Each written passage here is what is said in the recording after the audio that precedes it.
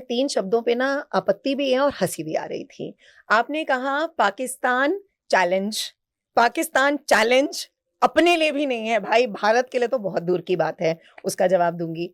Pakistan safe खेल रहा है, पाकिस्तान की सेफ खेलने की भैया इस मैं समय इस ईरान बिल्कुल, वॉर बिल्कुल, के बिल्कुल, बिल्कुल, मैं इसीलिए उसी परिप्रेक्ष्य में कह रही हूँ, पाकिस्तान की सेफ खेलने की अगर सीधे स्पष्ट तरीके से बोलूँ तो औकात ही नहीं है। हाँ, पाकिस्तान एक मोहरा है, जैसे अमेरिका चलाएगा वो चलता है। मैं अभी तीनों का आपको लॉजिक दूँगी।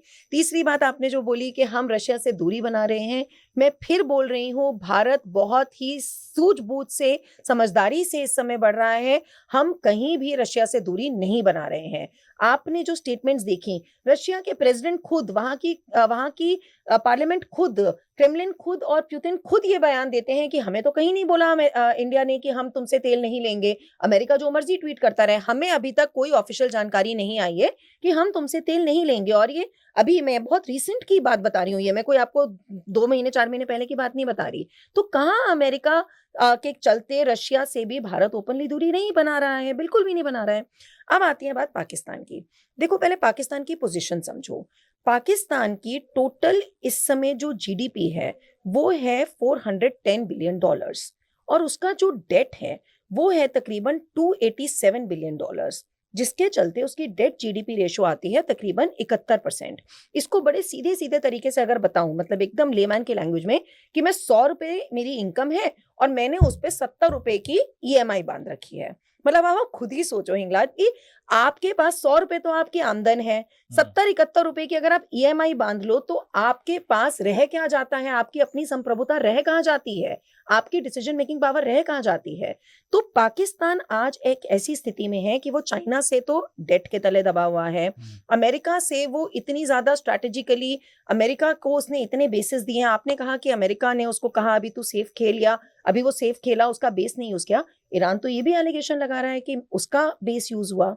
और जितना मैं इस पूरे परिप्रेक्ष्य में समझ पा रही हूँ ना, अमेरिका ने सब जगह अपने बेसिस बनाए हैं, लेकिन पाकिस्तान उसका सबसे ट्रस्टेड पार्टनर रहा है। क्यों?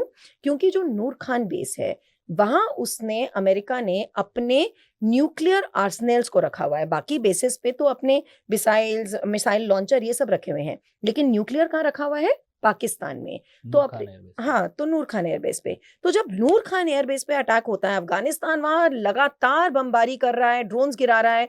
अभी खबर थी कि उन्होंने नूर खान बेस तक भी अटैक कर दिया है। बिल्कुल। तो पाकिस्तान इस समय ऐसी स्थिति में है कि भैया वो कटोरा लेके, मतलब धोबी का कुत्ता ना घर का ना घाट का हुआ हुआ है, वो यहाँ जाए वहां जाए, वो खुद ही नहीं पता कहाँ जाए। वो बच जाए वही बहुत बड़ी बात है, क्योंकि वहां बालोच अपना कर रहे हैं, और बालोच पाकिस्तान का फ्यूल है। एग्रीकल्चर कह लो, मिनरल्स कह लो, सब कुछ बालोचिस्तान से ही बलूचिस्तान में। आता है। तो पाकिस्तान की इस समय अपनी आइडेंटिटी है कहाँ? और जो आपने भारत का स्टैंड लिया, देखो भारत, आप कह रहे हो कि जवाब नहीं दे रहा, स्टैंड नहीं ले रहा। भारत ना इस समय एक्शन से जवाब देता है। 2016 उरी हुआ, हमने क्या किया? Surgical strikes. 2019 में पुलवामा हुआ, हमने क्या किया? बालाकोट।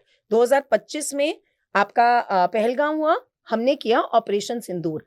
भारत अब ऐसा भारत है कि वो बोल के जवाब नहीं देता है, वो करके जवाब देता है। ट्रंप ने टैरिफ लगाए, हमने ऑल्टरनेटिव मार्केट्स खोल ली। वहां पे सप्लाई चेन की बात हुई, हमने अपना, हम पैक सिलिका के साथ भी जुड़े, हम चाइना के साथ भी ट्रेड कर रहे हैं। तो भारत इस समय इतने बैलेंसिंग एक्ट में है, वो जवाबी कार्रवाई ईंट का जवाब पत्थर से भी देना जानता है। और जहां शांति से अपने 140 करोड़ को विकसित भारत बनने की तरफ अग्रसर करना है, तो वहां पे बड़ी समझदारी और सूझबूझ से भी काम लेता है।